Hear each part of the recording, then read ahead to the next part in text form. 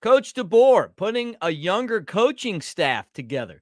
How's that going to affect Alabama football as they move forward? We're going to talk about that. Alabama basketball took one on the chin in Lexington, but still in position to win the SEC if they can handle their business, including Tennessee and ESPN Game Day coming to Coleman Coliseum on Saturday.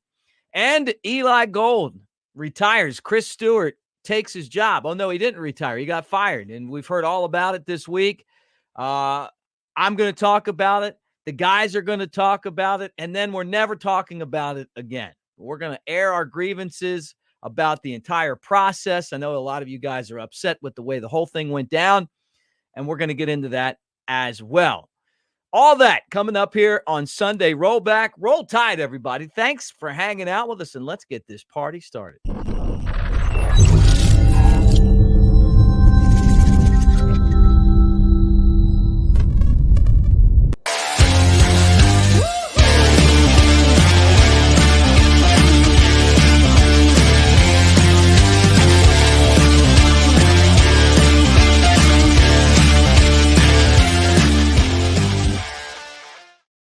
It is Sunday, and there's the crew. There they are right there. Big Elmo, the towerless radio station in Jasper, Alabama, at Brett Elmore Show. Although from what we understand, the police are hot on some leads, so who knows? Maybe they'll have a bust in that case soon. And from Dierks Bentley's old house in Nashville, Tennessee, there he is, the catfish himself, Chad Anderson. At this Chad is real. He finally put up his label again. Brett, were you a guy who enjoyed some old Dierks Bentley music? I've met Dierks Bentley several times, but I didn't know Chad lived in his house. Chad doesn't, just FYI. Chad doesn't live in his house. I've met Chad. You're actually renting a room from Dierks Bentley. That's what the thing is. No, I've met Dierks a couple of times. Well, let's explain it to everyone, Chad. I mean, you're in Dierks' old house, right? It is technically Dierks' old house. Yeah, on a plane. It is technically Dierks' old house. It's actually my aunt and uncle's house because we're doing work on our house. You saw, I think somebody said they painted their whole house elephant gray like my house used to be, Mick. So we were doing a bunch of stuff to our house, and you can see the Zyrtec and the Allegra problem going on over here. And that's because for 2 weeks I've been living in dust and paint fumes. I've been hiring a kite for 2 weeks and in a different way. So they finally took over rooms that were necessary, such as a kitchen and a den. And that's where when you have 3 little boys, that's hard to get by. So we had to make a move, and my aunt and uncle who live in Nashville, they actually go to Florida for the winter, but they moved here about 10 years ago, 10-ish, 11, something like that. And the house they bought is Dierks Bentley's old house. So I'm out in the guest house, though, because if some of you have probably heard in the past, I have 3 monsters that you probably hear in the background sometimes running around. Yeah, I mean, you can figure it out. It sounds like a zoo whenever I'm doing these. So I'm out in the guest house right now. Dierks' guest house. So if that's Dierks' old house, do you have any famous neighbors around you? No, actually, it's so funny because this is on Granny White. And so it's one of those streets where you go 1950s, multi-million-dollar mansion, 1950s, multi-million-dollar mansion, 1950s. That's the way it is. So you go and like every other house is either huge because they've torn it down and built it, or it's an old one. And this one is not like brand new because they bought it 10 years ago. And even then it was a few years old, but it's a great house. I'm not going to lie. It doesn't suck. There's a great courtyard over here. I almost did this from the courtyard, but it's a little bit chilly tonight. So, or today, it's just like a little too cold right now on this Sunday. So just couldn't sack up. Let's just be honest. I couldn't do it. What's your favorite Dierks Bentley song? I Hold On, Every Mile of Memory, or Drunk on a Plane, which is probably my favorite. You want to know the truth, Mick? Burning Man? I'm so bad at music, I couldn't name one of his songs. I just know who he is. That's it. I couldn't name, like, I'm so bad with music. I mean, horrible with music. I couldn't tell you titles of songs. Like, I used to think Leonard Skinner was a man. Like, Wow. Wow. that was 25 years ago, but that was it. Like, I just wait a second. Technically, Leonard Skinner was a man. He was the gym teacher that they had in high school in the Jacksonville area. Yeah, I mean, that as much as I love sports and know about sports, and I'm kind of like a trivia guru when it comes to sports, I love all that stuff. I am equally as bad on the music side. Okay. Like, I know nothing. I'm a complete idiot. Brett Elmore, do you have any favorite Dierks Bentley songs? I Hold On and Draw Me a Map, kind of a lesser known. Yeah, well, there you go. All right, a couple good Dierks Bentley songs. The spirit of Dierks Bentley is with Chad tonight as we talk about Alabama football.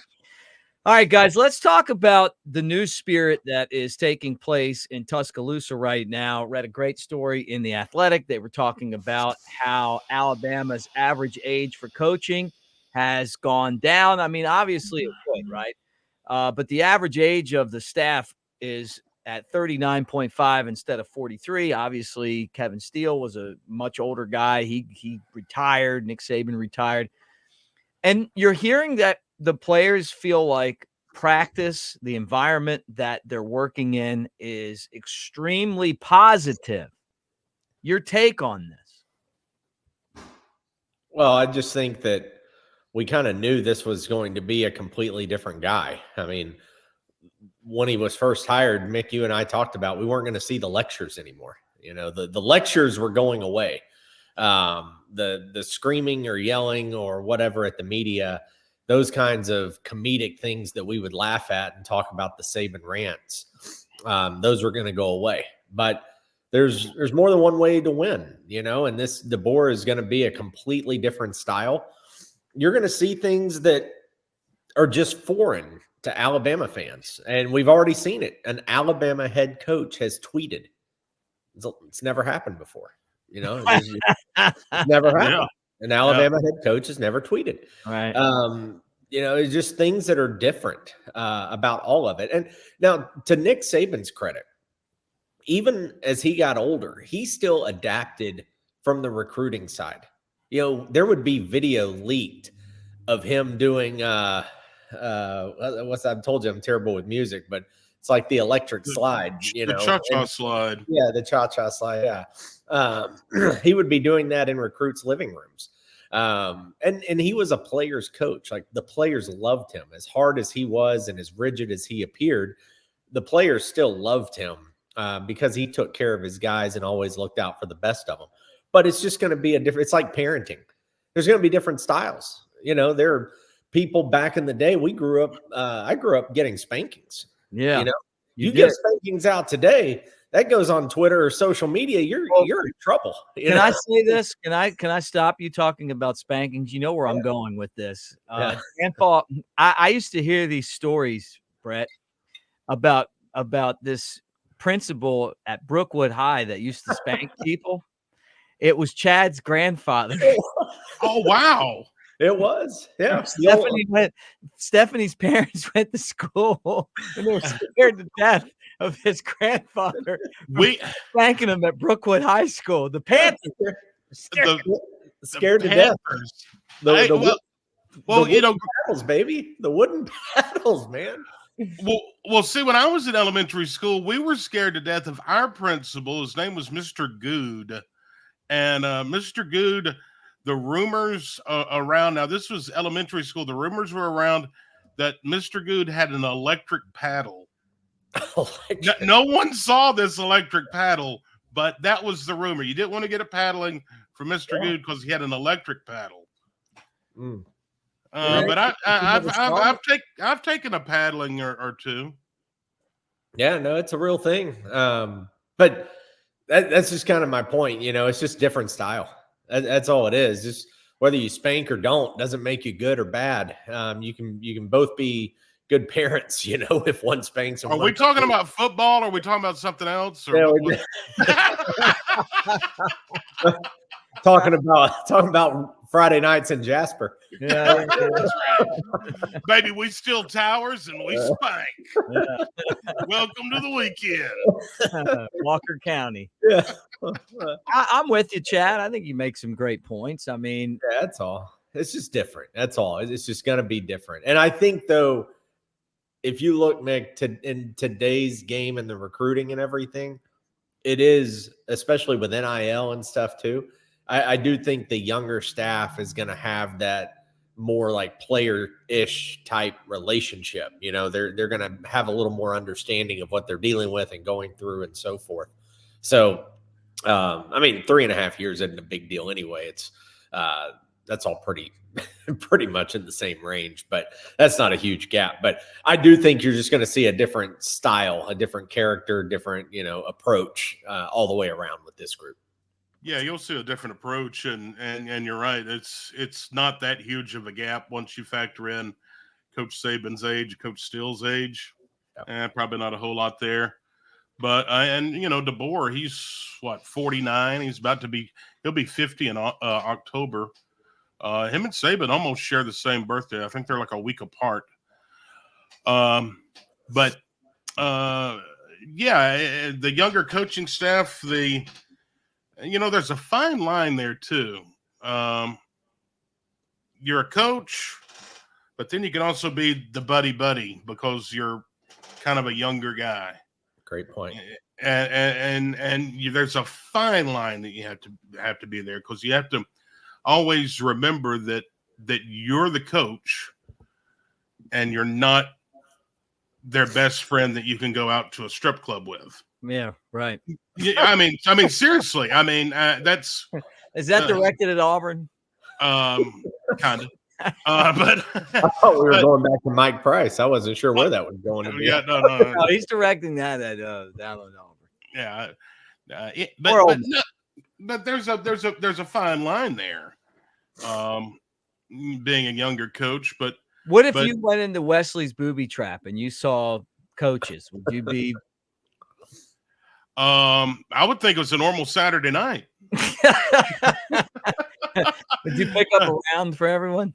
Yeah, I'll pick up a round for everybody and go pat them on the old shoulder and say, "Hey, y'all are doing a great job." I'll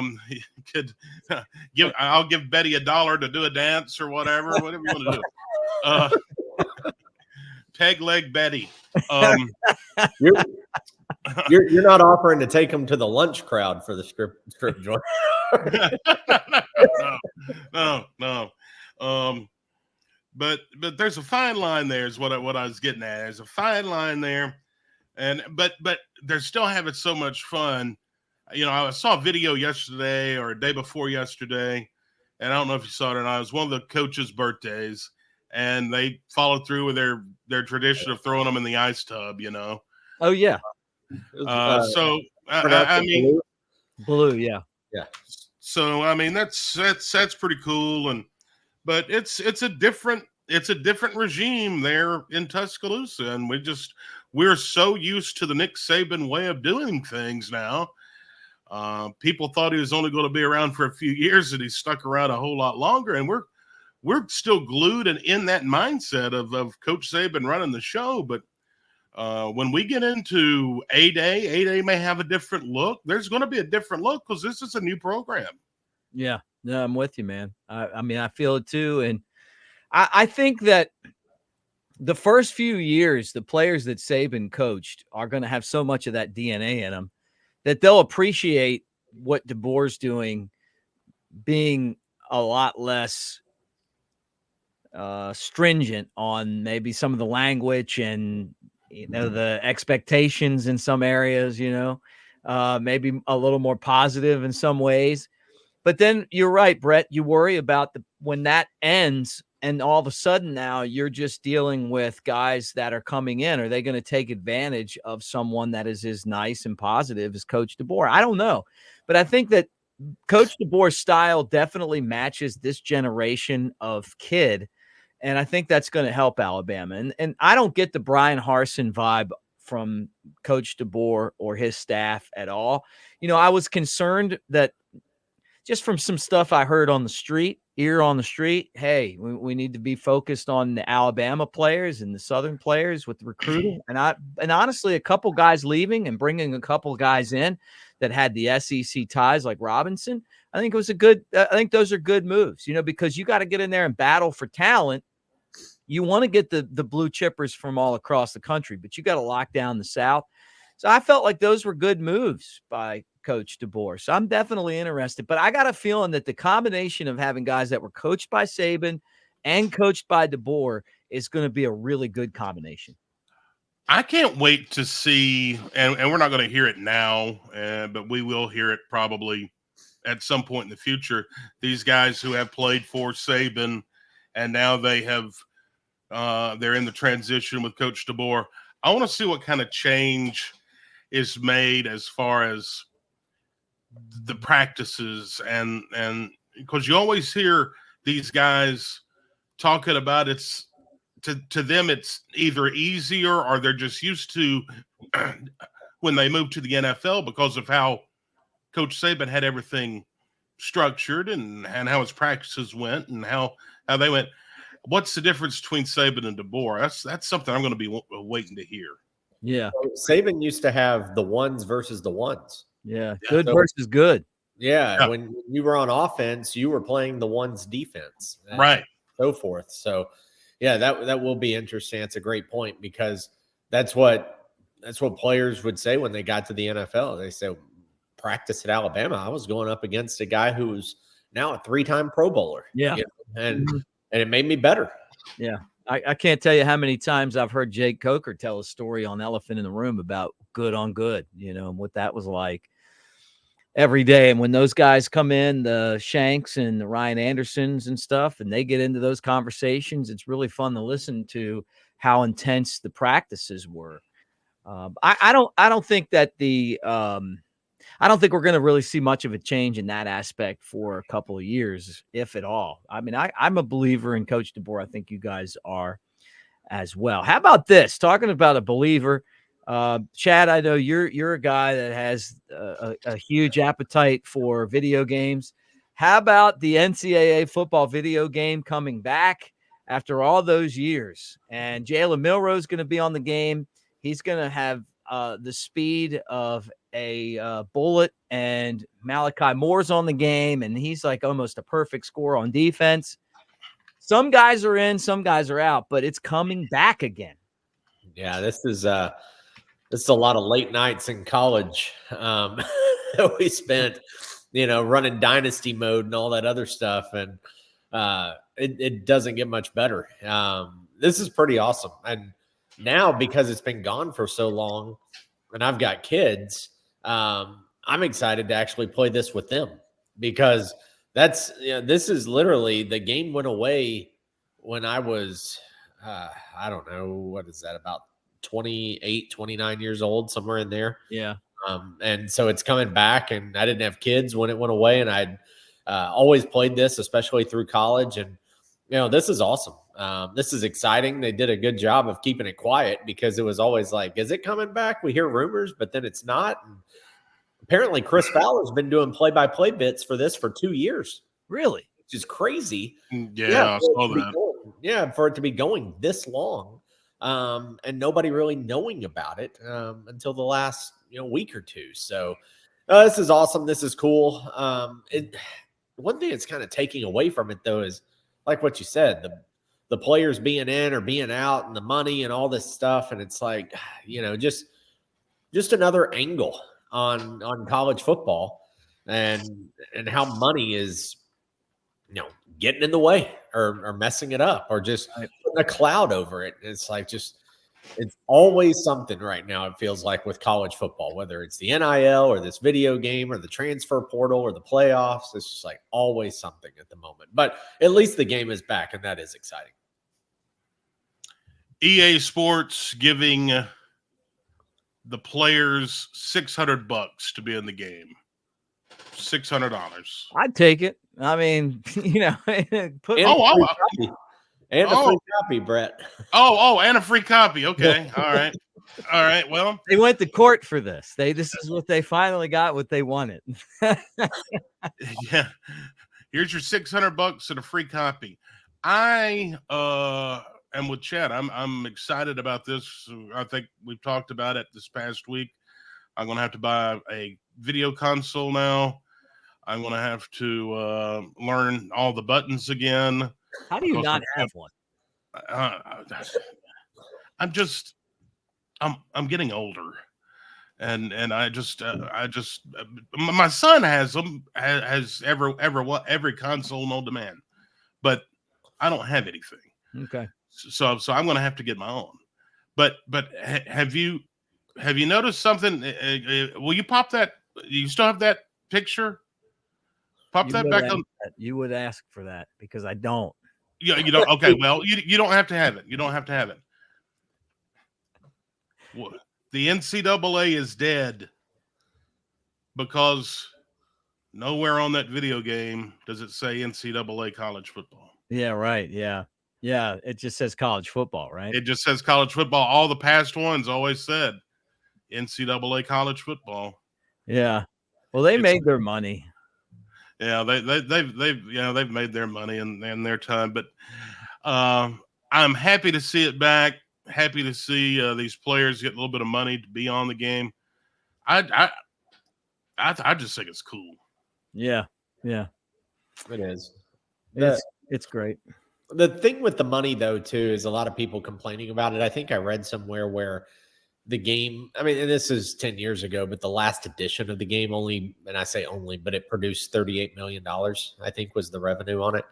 And if that's the number, if that number is accurate, you start breaking that down on what it costs to generate the game and what goes into it, and with hiring the talent and the graphics and all the engineers and the IT guys and the coding and the nerds and just everything. I mean, it's a lot, right? It takes a lot. And then the marketing and the packaging and the distribution and it just on and on and on. But my whole point is you take 134 football teams in college football and multiply that roster by 85. And then give that, you know what I mean? And then go $600. Like, I don't know the exact ins and outs of it and who gets what and how you get it. I just, to be honest, haven't read into it. But if you do 134 times 85, it's 11,000 athletes times 600. Right there is $6.8 million. So just getting every single player $600 takes up 1/6, 16% of your budget. Right. Of your gross revenue. So I'm just talking about from a capitalism standpoint, there's just not, the money's just not there. Somebody going like, oh, well, Jalen Milroe should be getting this and Jaden Daniels should be getting this and Malik Neighbors should get, like, the money's not there. Like, it's just not. This isn't for the players to sit back and, like, the superstars collect $2 million each. It's just not there. So that's why I kind of step back and go, let's just be happy we have a game. Yeah, right. Yeah. Go get your NIL money somewhere else or get your own sponsor or something. I mean, I'm going to buy the game. I bought the game before. I'm going to buy the game again, whether the freaking quarterback is Jalen Milroe or if I pretend it's Jalen Milroe. I'm still going to do the game and I'm going to buy the game. So just this one kind of bothers me when people talk about the money because the money's just simply not there with this game. Oh, it will be when they say, all right, the college football game comes out at midnight Saturday night and you get to GameStop and it's $230 for the game. The money will definitely be there then. The funny thing is, like, some nerd at Georgia Tech's going to code everyone in there anyway. Yeah. Like, exactly right. You remember, like, when I was in college, the thing was like burning CDs. Yeah. And the first, like, bootleg CD I got was from some nerds at Georgia Tech. Like, they had, like, this computer that didn't have a back on it and this thing. And the funny thing, Brett, is that's how I had the copy of Bull Corey, our friend Bull Corey, the late great Bull Corey's Willie Nelson concert from Oakman, Alabama. These nerds from Georgia Tech burned it on a disc for me. before it was even possible. Now we don't even use compact discs. No. When I sent that to him as a digital file, I had to go buy something that was like a disc reader that went into my computer. I'm not that old. I mean, it just shows you how fast technology changes. Some nerd's going to have every player, and they're going to, I'm sure that the Georgia Tech guys will probably be a little bit faster than they should be. So take the $600 and run with it, right? You'll have that Game Genie. Remember the Game Genie for Nintendo? It'd give you all kind of different things. Yeah, that's what they'll have now. But going back to the music, I think vinyl record sales outpaced CD sales this past year. So I mean, everything's just evolving. Yeah, it goes round and round. I love vinyl. We have vinyl I do too. All right. Jalen Milroe plus 1,200 to win the Heisman, according to FanDuel. Chad, I want to start with you. Back when I was in college, I used a handicapping service called King Cappers to help me with a lot of my picks and stuff. Yeah. Do you remember those guys at all? And what would King Cappers feel about Jalen Milroe? And Brett, for you, I'm not going to tell the rest of our audience, but Chad actually started his own handicapping service out of the University of Alabama. I could see this. I think it was Thad Sanderson. I don't think it was me. It was Ben George. Ben George was the King Capper. Yeah, it was somebody else. Honestly, did you have anybody go out and break legs for you? Somebody's going to be real mad right now because they lost their house. And you're sitting in Dirks Bentley's old house now. Good on you, Chad. Yeah. Hey, Brett, I got to tell you, the website was sick, man. It was sick. I can still see the bright green color. It was like green and something. It was like King Cappers. I'm like, oh, man, who are these guys? It's catfish. Catfish capping over here. Catfish capping. Oh, my God. What happened? Did you guys just didn't get enough subscriptions? Technology happened, man. It was one of those things where, when you do those, and so we weren't running a sports book. We were selling advice or picks is what we were doing. You weren't a sports book service. Right. Yeah. Because somebody handicap. How'd you not go to jail? It's like, well, because we didn't take bets. We just told you who to bet on. Yeah. That's all. We couldn't help it was wrong. We Alabama at Kentucky. We didn't sell you the drugs. We just told you who was selling them. That's all we did. Did you get any angry, were people pissed off? We did. We went on a bad run, for about a week. we got some emails, man. These people were pissed. I mean, they were not happy. So, all right, real quick. This is the oldest scam in the book. It's not what we did, but this is an old scam. If you're ever out there and you do use these capping services, which you should never do, to be honest, and there's way too much intel that's already available. You don't need to use capping services. I'll give you a bunch of losers for free. Or you can just watch Mick and Reagan, you can do that too. But Reagan won this year. He did. Was he like the AL Central? Was he sub 500 and won the contest? He actually did pretty good. Oh, he did have a good year. He did. No, so the scam, the way the scam works is, let's say Mick and Brett are two people who want to buy the service. Well, Mick calls the number or subscribes or whatever, and Mick gets, let's say it's LSU versus Tennessee. Well, they're going to give Mick LSU. Well, then Brett calls in and then says, all right, what's the pick for today? And they give Brett Tennessee. Really? So now one of you is a winner for sure. One of you thinks it's the greatest service ever. The other guy, they're trying to sell on how they got screwed or the game didn't go right or the officials sucked. Give them another chance. So Mick calls back in the next week. Well, they give Mick whichever team. It doesn't matter. They give Brett the other team. And they just keep doing this because one person is going to be extremely happy. The other person is going to keep coming back for a certain period until they can't stand the losses anymore. Right. And then word of mouth from someone like Mick is going to spread, and he's going to be like, these guys are giving me 8 winners out of 10.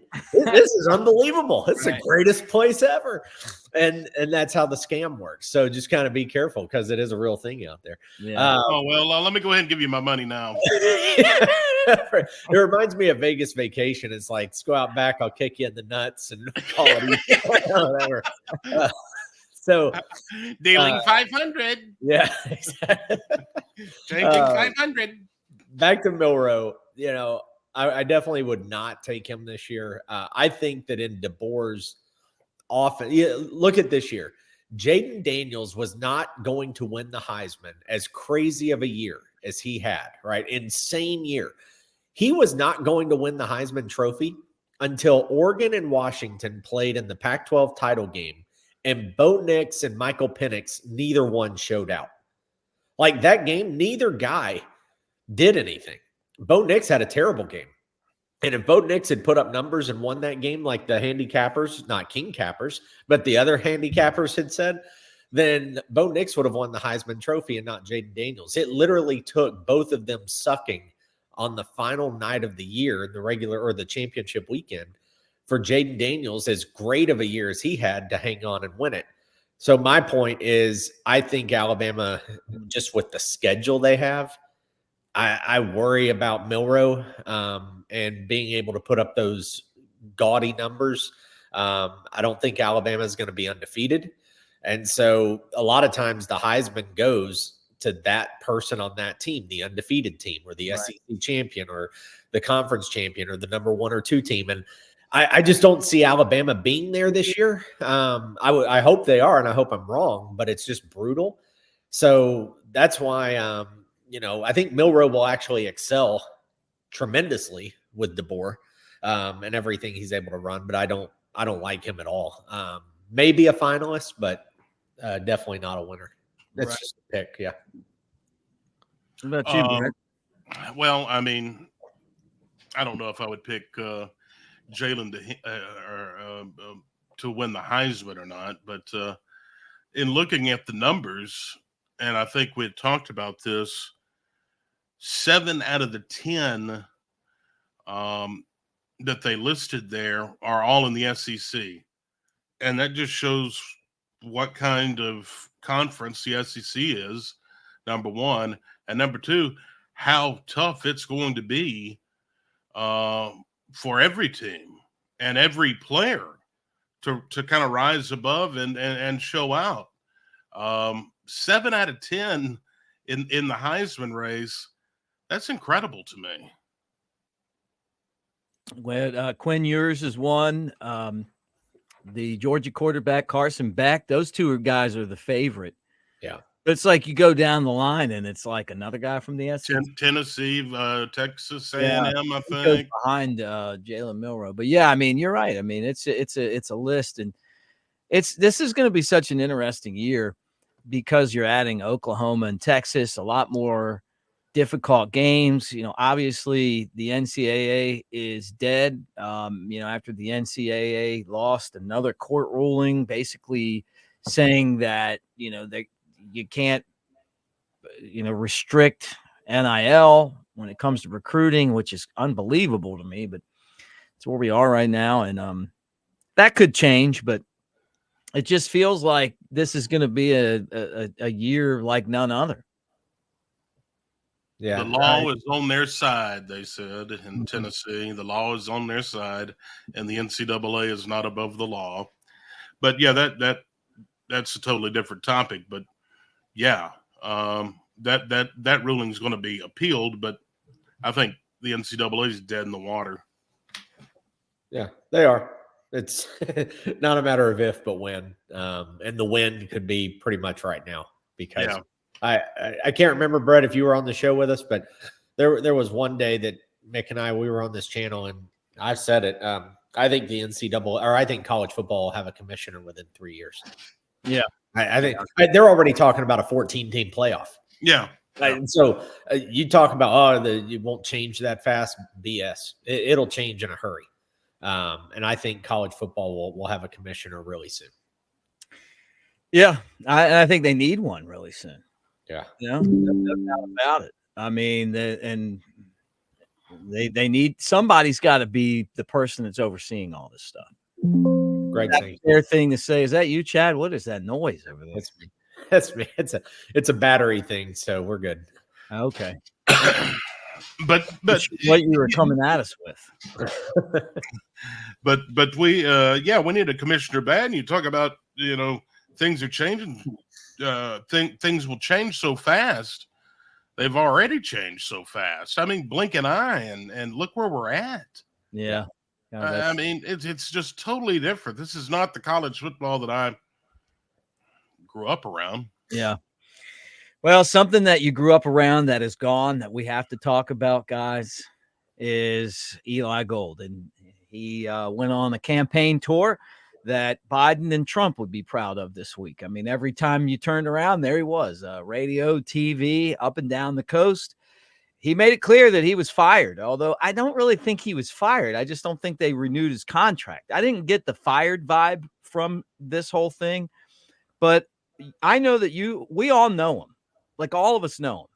And I want to hear what you guys say. Brett and I kind of got into a conversation the other day, Chad, and I got pretty hot about the fact that I felt like Eli should have just bowed out gracefully, that he's not bigger than Alabama. I'm not bigger than Alabama. You're not bigger than Alabama. Even Bear Bryant and Nick Saban aren't bigger than Alabama, which there's been someone before everyone, which is crazy. It doesn't mean that Eli's not the best play-by-play guy in the SEC's history.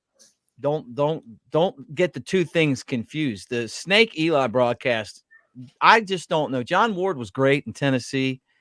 They had a guy in Kentucky, Ledford, that was pretty good. I don't think that Munson was that good in Georgia, but people liked him.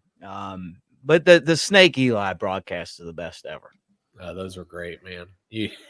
Snake was always so classic in a lot of those. But I mean, a lot of people may not know this. I grew up in broadcasting and worked at the student radio station, did play-by-play, did talk shows, did some of the minor sports that were not on the network, but on the student station. Like basically that's what we would do in the student station is go grab a bunch of the sports.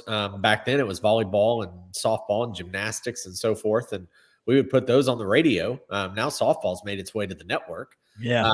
So, we would do those things and grasp that. And two guys who constantly helped me, and this was actually even before I attended Alabama. I'm 15, 16, 17 years old in Madison, Alabama, in Bob Jones High School. And I'm doing play-by-play on local stations in Madison. And I was reaching out to Chris Stewart and Eli Gold. And I'll never forget one of the first times I called basketball. And Eli Gold, I was calling the regional tournament at Wallace State. Bob Jones had made it. They were the regionals at Wallace State Community College. And I was, kind of nervous because only my second or third time to call basketball in a big setting, or at least for me it was. And Eli Gold calls my cell phone. I sent him an email, called him, left a message. I actually still have an email from him from 2010 saved. And he would literally take time out of his day, call me up, critique my tapes for me. And then he would also give me his charts and walk me through how he did a game and what notes he used and how he used it in the flow and how he kept his own chart and how he kept his own score and how he kept all these things. So he would literally take me through his day. There was another time I was in high school where when CTSN used to do their pregame show on the quad, I met Eli. This is actually a funny story. I was responsible for the Comrex. And the Comrex, which is this really, back in the day, really, really expensive piece of equipment to get you on the air from a remote location. And it was in this silver briefcase. It looked like I was carrying up the nuclear codes around with me on the quad, okay? Well, I'm so excited about hanging out with Eli for a few minutes on a Saturday. I leave the briefcase just sitting on the quad. I mean, it's just sitting there. And Eli takes me up into Bryant-Denny Stadium, into the booth. I'm 17 years old, shows me the whole layout, introduces me to everyone, the whole deal. And I'm just like blown away and mesmerized because at that point in life, that's my dream job, right? And this guy has the dream job that I want. And The only thing I regretted was the whole time I'm in that box, all I think about is the briefcase with a $3,000 piece of radio equipment sitting on the quad, and how distracted I was. But that was the side of Eli that was, so gracious and helpful and took time out of his day to help a high schooler. And it was just really, really cool. And I grew up listening to him and, had a little bit of a relationship with him, and he was always cool with me. It's a shame that they part ways the way they have. Obviously, he's a little bitter about it. I think Chris Stewart is going to do an amazing job. I think Eli is more of that old school traditional sound, but I think Chris Stewart, just like a DeBoer and Saban, I think Chris Stewart is more of what maybe some modern day people want to hear, because there's more excitement and there's more, I don't know, it just feels more modern and, more with the times today, as good as Eli was and is. So, like I said, it sucks because it always sucks to be with somebody that long and then have this kind of a breakup. Wish it had gone differently, but at the same time, Alabama's got their right to choose. Mick, you're right. Nobody's above Alabama. And there's a lot of people who are very excited about Chris Stewart. It's unfortunate how it happened. Have you ever seen anyone do this, though? I mean, think about Shula getting fired. I know he was upset. His dad made a few comments. He was out the door, I just can't ever remember anyone, and maybe in a way, he's 70 years old, obviously he's not the guy that he was, 20 years ago. He's an old man. And I mean, maybe in his mind, he thinks that this is the right thing to do. But every time he says so, he's never going to be invited back to Alabama again. I mean, he's blacklisted. He's done. And his legacy at Alabama is tarnished. There's no, hey, everybody, let's give Eli Gold one more round of applause. The plaque and naming the press box after him, all that's off the table now. Because better, that. Have you heard? Well, no, I'm just telling you. I just know how this works. I mean, they're not going to say that, but he has pissed everybody off. Like the bridge is on fire. He's crossed the line. I mean, and part of it is that sometimes things happen to you there. And this is what I was telling Brett, that aren't fair. And it sucks. Like when Eli got relieved from his duties or whatever happened to him at NASCAR. And then he comes back the year before. And this is the thing that kind of got me so where I was getting so fired up. Yeah, I'm looking at I'm thinking, for Chris, it was like, this is supposed to be his time. Eli needs to bow out gracefully and say, hey, thanks for the memories. I love you guys. And then let the fans jump up and say, hey, we want him back, if that would have happened. But when I worked for, the SEC Network Plus, which is really Alabama's video department, and I worked 10 years to get the TV job there. And I know I wasn't good enough. I mean, obviously, because when Eli got let go for what Deadspin called, had an incident in the 2016 Richmond race, went and did Talladega, and then a week later he was gone. And for almost 40 years there, and probably the best NASCAR voice ever. And it was like he got swept away, inappropriate behavior or whatever they called it, alleged, I don't know. But he comes in, he had told everyone there that he didn't fart into a microphone for under $1,000. And then all of a sudden, the $300 that we were getting paid per game is a lot of money for me. He got it all. So it cost me probably about $25,000 to lose that job, and so, but I didn't go out and campaign like that. Not that anybody would have given a shit what I said anyway, But that was the frustration to me, is that and he was Eli Gold, though. I mean, at the end of the day, no one was excited about doing. Lance Cormier could have given two craps about being on with Mick Gillispie, but Eli Gold, I mean, yeah. I get that part of it. The frustration to me the other day wasn't that Eli, wasn't that Chris Stewart, it was trying to word this the best way. It was just like him not bowing out gracefully after everything that Alabama did for him. it's what bothered me. And like you, and I know you're going to tell stories. I loved him too. Maybe not as a person, but as a broadcaster. I mean, like, man, I remember working with him and being able to interview him and being around him. He came to do a broadcast with me when I was doing the Smokies at a Barons game, and it was like I was like Elvis showed up. I mean, everybody was looking at him and stuff. And then, somewhere along the line, his character changed a little bit, I mean, he was a little bit more concerned about, who had what job and how he just wanted to influence everything, in my opinion. But I hate to see this for him.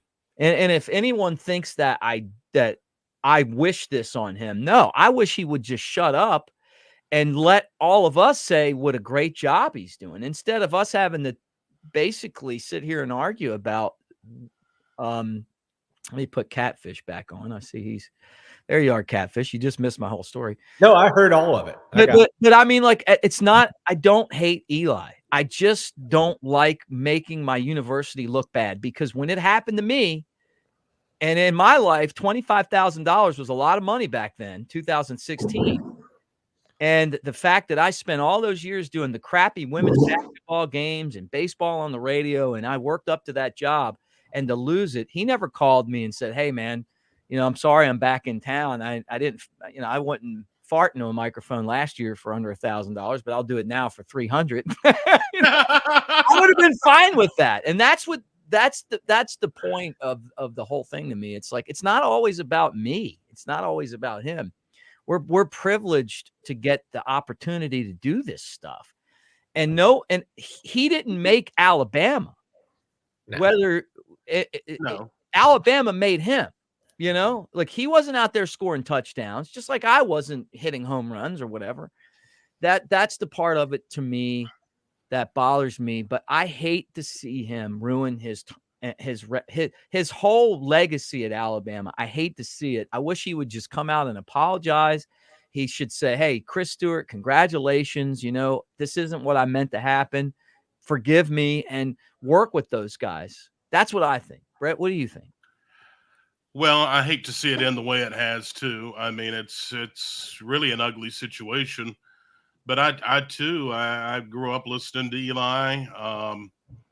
Thought he was one of the best in the business, period. I mean, him and Snake were a great team. Stabler, he obviously he knew the X's and O's of the game, but he wasn't going to talk over the average fan's head. Yeah. Does that make sense? Yes. He wasn't going to talk over your head because he was one of us. And Eli and this whole situation with, Chris, I think it's very unfair to Chris, but who's going to do a great job. I just wish it would not have ended this way. And I guess my Eli story would be, I was working in Birmingham at the radio stations over there, and I was about probably 20 or 21. I was right on that borderline there, 20 or 21. And I remember they had a minor league hockey team there, the Alabama Slammers. They played in Pelham. And the PA guy worked with me, and he couldn't make it for some reason. And he said, "Hey, Brett, do you want to fill in for the, and they'll pay you and they'll give you free beer or whatever." I was like, "Yeah." You get to drink and do that job after the job. Oh, after work. Yeah. After work. Damn. You go up there and hang out with the hockey players and drink beer. That's why I remember I was 20 or 21. Because I guess I could say this now. I was 20 and was drinking beer with the hockey players. But anyway, they didn't know that. But I'm sitting there. I don't know shit about hockey. I don't know anything about hockey. And that's what I told him. I said, I'll do it, but I I don't know anything about hockey. It's like, don't worry. The guy sitting next to you will tell you exactly what to say. Fair enough. Well, number one, I got there way early, and I was looking over the rosters, and I was thinking, I can't pronounce half of these names. And then number two, I was thinking, I don't know hockey. And then it's time for the game and everything, and I'm, doing my spiel, and I look over, and guess who walks through the door? Eli Gold. And I'm like, boy, this is just getting better and better.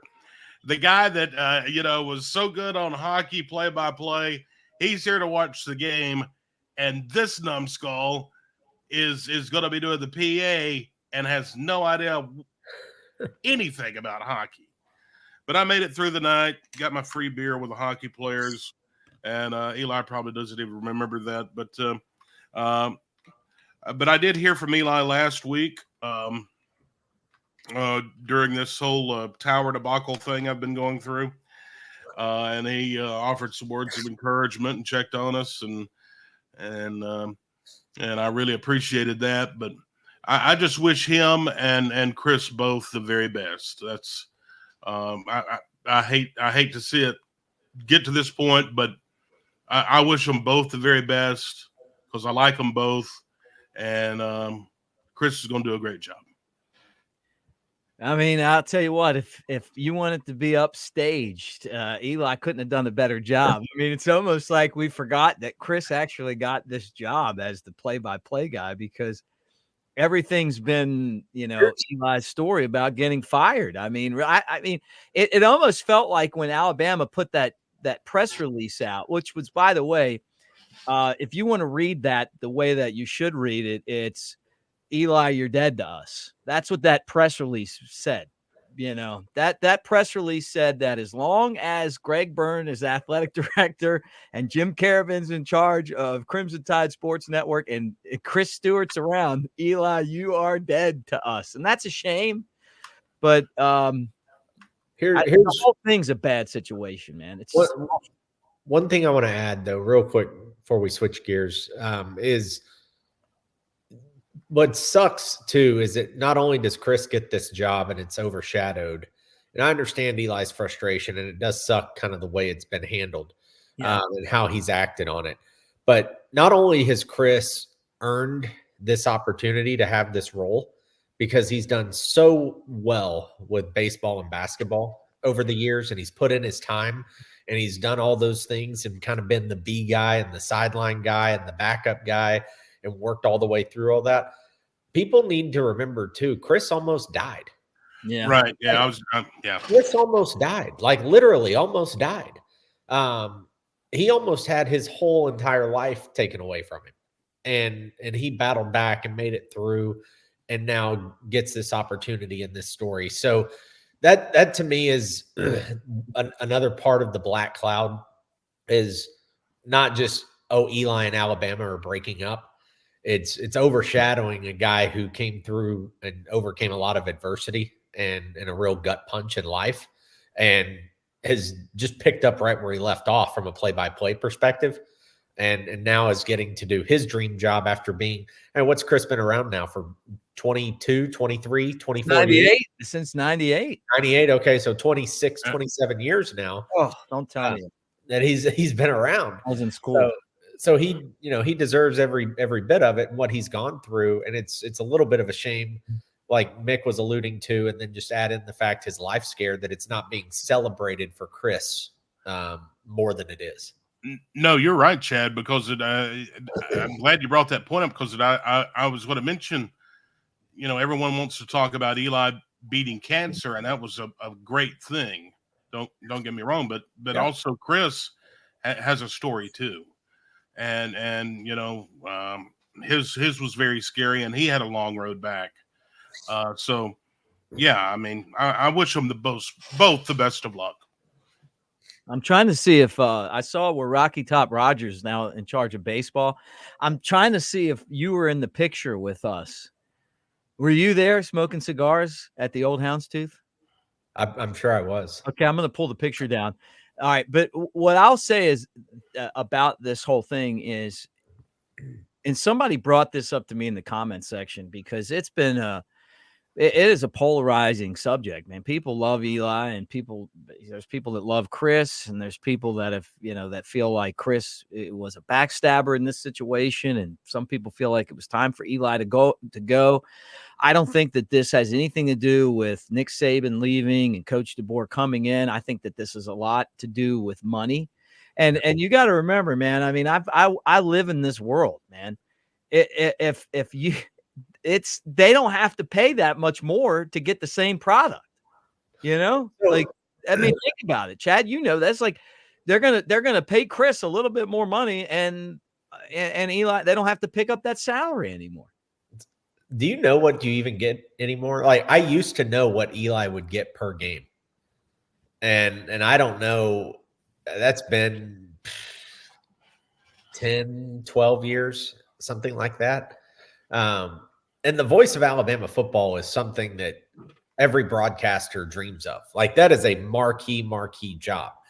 But the reality is, in broadcasting is the reality is, before you show that, the reality is in broadcasting is that the voice of a university, even at Alabama, the football voice, isn't getting like some mega deal like you would think of, like Chris Fowler or something, like an ESPN gig or something. Like they're not getting state retirement. No, guys, like they're getting like a decent per game type of check and travel and gear and cool stuff and access. And it really, and Eli did a good job of this. It opens the door for you to go speak at places. Yeah, right. Charge for that and write books and do things like that and expand your brand. Mm-hmm. But as far as like the university just cutting you a fat check for your voice, that doesn't happen in college football like you might think. It's not an NFL gig or an ESPN gig or CBS or something. So people don't always realize that. But I can't wait to see what old Mick has here for us. Well, so we lost to Tennessee when we were in college a lot. Yeah, which people don't know. So every year I go to the game and I smoke my cigars. I've enjoyed them. So this one right here is RTR, Rocky Top Roger Hoover, the voice of baseball now. He's the guy in the orange. Remember that? You weren't in there. I was there. Where were you? You're not in the picture. I don't know why I wasn't in the picture, but I was at that bar that night. Yeah, you had to be. I got that was one night I remember at the bar. This guy right here is that's us, John Phillips. That's Tiger King's lawyer. And there you are. There you are. See you over here in the. Oh yeah, right in the middle. In the middle. Yeah, splitting you and Basketball Steve. Steve, yeah. So Roger's the number one Vol fan. Rocky Top Roger. He's like the new voice of baseball. Good for him though. I mean, congratulations. I'm just kidding. I mean, kind of. I was about to say a volunteer fan. Well, I mean, it's him with the not smoking the cigar back then with his orange on. No, you don't smoke the cigars when your ass gets. No, 16 out of 17. I just thought that's the funny part of it. I'll say this, and somebody mentioned that this should have been handled a lot better from the administration. And I don't disagree with that. I don't know what was happening behind the scenes or not. But when you're in a situation like this, you got to be very clear about what your expectations are. And I'm not going to sit here and pretend like Eli Gold and I are best friends. Look, I told you guys, I lost $25,000 because Eli ended up leaving, abruptly retiring from NASCAR. And then Bill Battle basically said, hey, you can do whatever you want. And they would have taken Eli Gold over me, over any sport there. I mean, and they should have. I mean, it's my fault for not being better. But at the same time, it doesn't mean that I wasn't bitter or disappointed or still a little bit. I went to Alabama. I would go work with the kids at the, university radio station. I worked my way up and I didn't feel like I was treated fairly. But you know what? That's life. And going on a tour, that was 2016, and making everybody look bad wasn't the right thing to do. When I realized that they could give two shits about me, I just picked up my bootstraps and moved on to the next thing, and that's what he needed to do. And it was his time to do that. It doesn't always end the way that you want it to end. But at the same time, the university and Learfield and all those guys could have done a better job of laying this thing out, because it's really been a black eye for everyone. Eli looks like a fool out there. He's blown it at Alabama, and that's not good. The guy, they should have named the press box after him. I mean, really, you know what I'm saying? They should have had a parade for his ass. Like, he deserves that. Like, he meant so much to Alabama for all these years. Everybody probably is furious with him right now. Chris worked all those years to get this job, and it's been almost like Eli. Hey, congratulations, Chris. Eli. You know what I mean? Like, Where's he going? He said he had. He's got the Nashville Cats job, so he's coming up there to stay at Dirks' house. Okay. Would you hook him up with Dirks' house for the Cats games? Is that Elias in the back room? I can give him my uncle's phone number. That'll. Yeah. The problem is this house is Auburn fans, so it wouldn't work out too well. Although that might fit in well for Eli these days. Like, he's not too happy. So yeah, I mean, it's I don't know. That's funny though. I didn't know about that. I just seen that he had something kind of in the works or in line. Are you a Nashville Cats fan? The Cats are. That was before my move to Nashville, and now they've got the resurgence. I did call in 2014 though, Mick. I forgot what league it was, but it was some indoor football league, IPFL or something like that, indoor professional football league. I can't remember, but the Nashville Venom, and we were the champs. That's right, champs. I called you and Tom Abraham. I called 8 or 9 games that year. Yeah, at the old Nashville Municipal Auditorium, and yeah, they won the championship. So let me ask you this: I didn't get a ring though. You guys, well, you can wear mine next time you see me. Am I being fair, or do you think that I'm not being fair with my assessment of this? And you can be honest. I don't care. I mean, I'm being serious. No, I get it. Yeah, if an organization makes a decision, and this just happens in sports, one thing I've learned in business and in sports, everybody's out for number one. Yeah. Okay. That's the bottom line, hard truth, is that when it comes down to it, everybody's out for number one. What did Bill Belichick always say about the Patriots? He always made the decision for the betterment of the team. He never made a decision based on who you were, how long you had been there, or loyalty or anything. It's, hey, can you help the team be better? If you can, we're going to keep you. If you can't, we're going to cut you. And that's kind of the decision that gets made a lot of times. And that's the ugly side of business and the ugly side of business in the sports world. And Alabama obviously made that decision. I'm a Cubs fan. Mick's a Cubs fan. I don't know about Brett, but probably a Braves fan. Yep, got it. Yeah, there you go. Yeah, so the same thing kind of happened, but in a better way with Joe Madden a few years ago, right, Mick? Like, He was a lame duck manager going into the final year. Theo wanted to see how it was going to play out. Didn't go well. They were trending in the wrong direction. He and Joe had a glass of wine in a hotel room, and they decided to shake hands and part ways, and it was all good. Yeah. And it sounds like that's what Alabama wanted to do here is, hey, man, we love you. We appreciate you. It's been a hell of a run.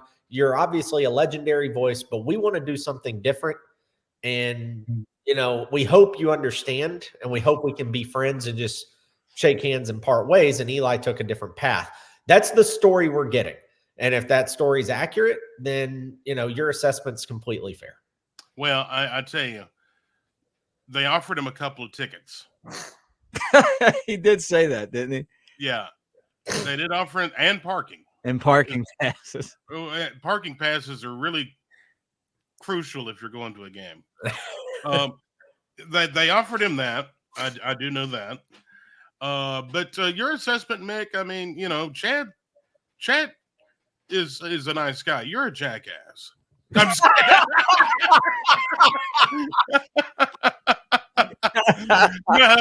No. I'm kidding. No, I agree with you. Look, Mick, you've been in the radio business a long time, and I have too. 26 years from me now. I know it is a cutthroat business. Oh, amen, brother. It is. And that's, one of the main reasons why I didn't stick around in Birmingham, to be honest with you. Because I had that happen to me twice. And I was bitter. I was bitter. Pissed off and bitter. And so I came home and did my own thing. Nobody's going to stab me in the back now. Nobody can fire me now. Right. That's kind of nice owning your stuff. Yeah, they can steal my stuff, but they're not going to fire me. I was going to say they can take a transmitter, but they can't fire you. They can silence you one way or the other. They could get me on that, but they're not going to take my job.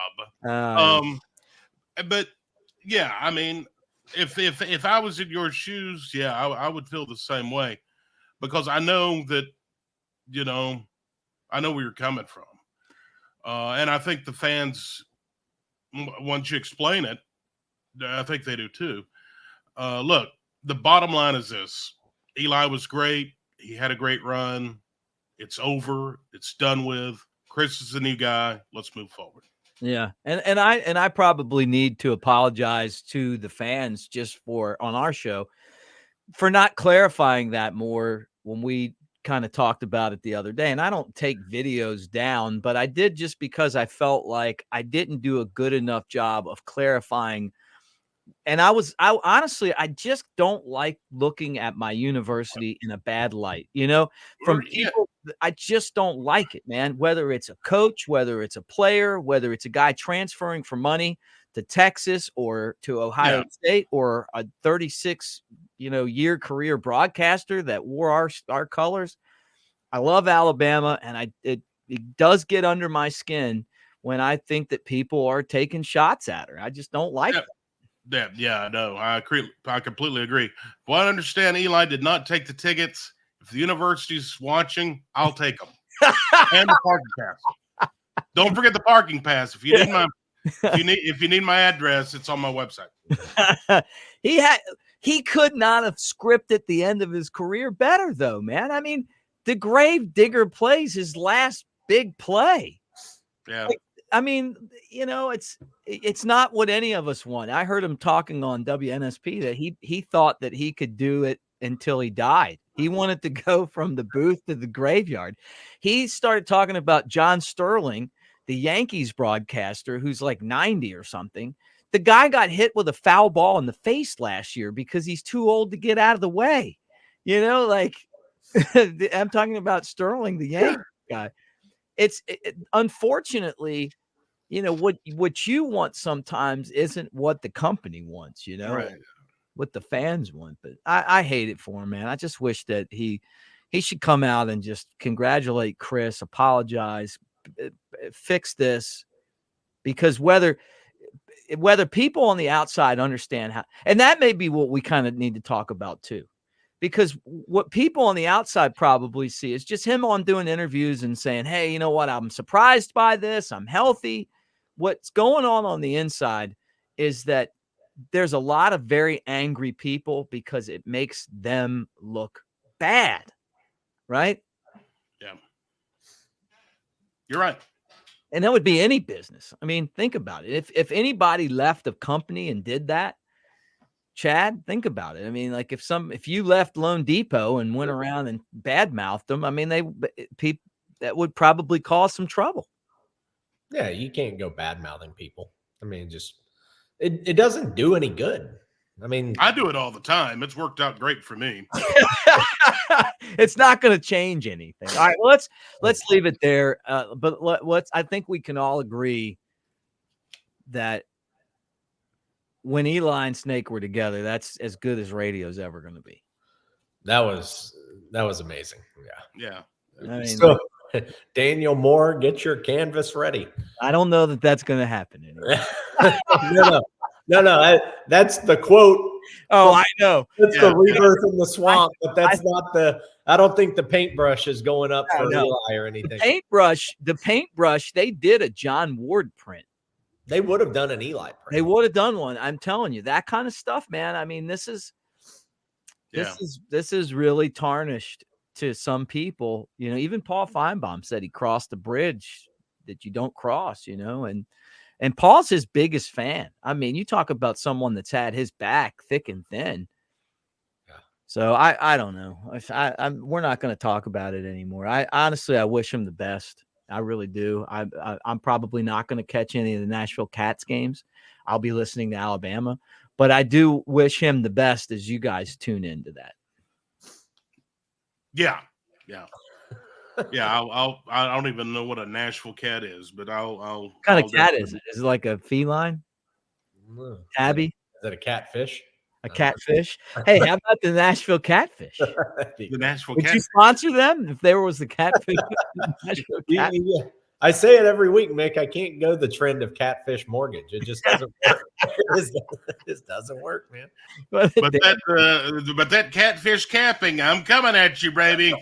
I'm going to give you a call when we get off the Sunday rollback with the pick for tonight. Oh, man. That's right. That's what we say, man. We hand out hundies on Sunday. That's all it is, baby. Right. How about this one more time? Let me just set this up here one more time. This is the old. I think this is the old houndstooth. That is. That's the old one. No. Is that the new one? That is the new one. Sorry. That's the new one. You would think that by now we'd have the technology where I didn't have to do this. Yeah. Can you see it right now? Yeah. Okay. It's nice. Roll Tide. That was a fun day. Roll Tide. Yeah. Roll Tide. I guess all those losses is what made him want to be an Alabama guy. Can't blame him. Yep. I can't either. All right. That's about it, man. What a week. Recruiting's going well. The guys are out there pounding the pavement. We're keeping an eye on that. You know, Alabama. I'll tell you what, Coach DeBoer's done a good job of not missing a beat on the recruiting aspect of things. And I'm looking forward to this A-Day game coming. I am too, and the format and the whole 9 yards. We'll see what that looks like. Spring practice will be starting. Crank it up pretty soon. How about the basketball team getting their brains beat out yesterday at Kentucky? What a disappointment! You know, Kentucky only missed Kentucky only missed 3 shots in the first 10 minutes of the second half. Those jokers, they couldn't miss the entire ball game. They were 63% from the floor and 54% from behind the arc. Anytime you score 95 points, you should win the ball game. And they got blown out. And they got beat 117-95. Yeah, that's like when Chad used to play rec basketball. Yeah, Alabama. That's what Friday afternoon I played Nash in the driveway in basketball. I told him I'm the only one that can make it rain on a blue sky Friday. He didn't understand. How tall is he? Is he 4 foot yet? Yeah, he's 4'6". Thank you. Okay, yeah, look at you. That's right. You got to rise up over him, pull the jumper. Yeah. Like Billy Madison. He hates it. I cheer from his ear. Yeah, I cheer from his ear the whole day. I tell you, to end on that with the basketball team, one, I didn't know it was mathematically possible for a team to shoot 138% from the field, but Kentucky figured it out. So that's one. The defense for Alabama, they got it. Like, the person I'm pissed off most about this year is Charles Bediako, who's not even on the team. But I'm pissed off at him because he had no business going to the NBA draft. We knew he wouldn't get drafted. He didn't get drafted. There was nothing projecting he would get drafted. And he leaves a year early. And Alabama sure could use a 7-foot presence, experienced 5-man in the middle of the floor right now. And without him, Bama just struggles interior. And they also struggle with length. And Nick Pringle, he's evolved a little bit, but it's just not there. And then the other guys, Devontae, and then Waggy, I think is how you pronounce it. The other one that I think he's the one that clubbed the Florida player in the back of the head. Yeah. Alabama was another missing. one of your tricks. Yeah, Alabama was missing their shooter, Reitzel, but he wasn't going to make up 22 points. No. Bama was number 1 in the nation scoring. Kentucky was number 3. Both teams were over 300 defensively, and there's only like 360 teams in college basketball, and they're both that bad. But I really worry about this team in the tournament because they don't play enough defense. They don't have enough of big man presence down low. They're not long enough on defense. They struggle when a long team like Kentucky pressures them on the perimeter. And the only way this team makes the run or makes, any kind of like tournament hope is they have to shoot 50% from 3. Yeah. If a little defense. But that's the only way they're going to do anything tournament wise is they're going to have to shoot their way into the Final Four. And it worries me. They'll play good teams tough from time to time, but the 3 conference losses, Tennessee, Auburn, and Kentucky, all 3 were blowouts. All 3 on the road, all 3 blowouts. Yeah. So I worry about the team when it comes time for the tournament. They're definitely. You don't play any games in the tournament on the road. I mean, you play them all at neutral site. But I know what you mean, though. You're exactly right. They've gotten their ass. Got to play defense. Yeah, today was tough. I mean, I felt bad. You think Chris had a bad week before that, and then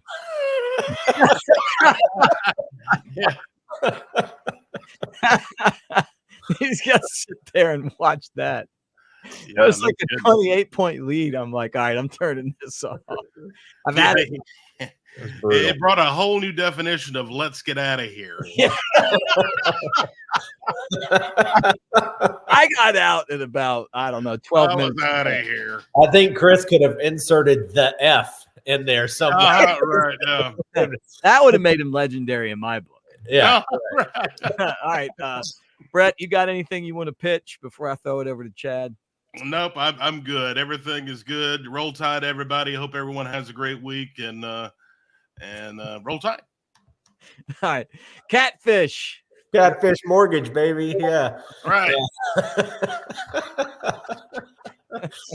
Oh man, we'll bait them and switch them for you. No, the mortgage business and housing in general, it's been a crazy first almost 2 months of 2024. And I can tell you, people still kind of watch the rates and whatnot, but we are seeing still like multiple offers. Houses go on the market.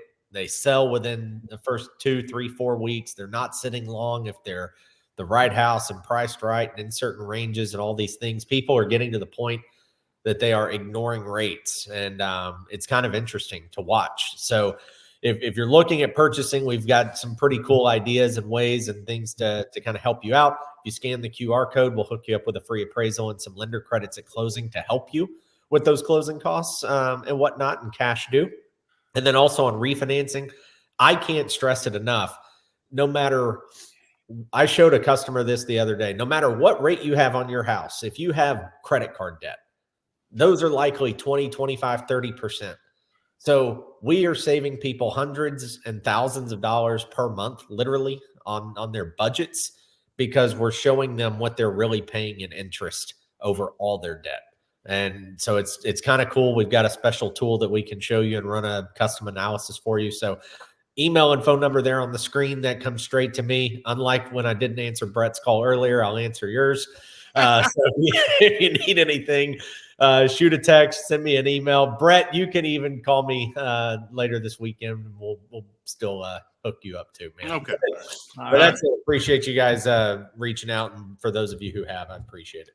All right. And finally, I want to tell you guys that Pro River Resort is celebrating 35 years of existence over in Philadelphia, Mississippi. Golden Moon Casino, Silver Star, obviously the Timeout Sports Lounge, Dancing Rabbit Golf Course, the Augusta you can play, best course in Mississippi. You got the slots and the table games. You got all that stuff going on over there. And I've had some of you guys tell me you've went over and you enjoyed it. You had a good time. You ate at Mom and Them's restaurant, and maybe you smoked a cigar out there in the bar in the middle of that place. They got a bunch of big time concerts coming as well. I mean, they're trying to throw this huge 30th anniversary party. They've got Big and Rich coming. Brian McKnight's going to be there. The Wallflowers are coming.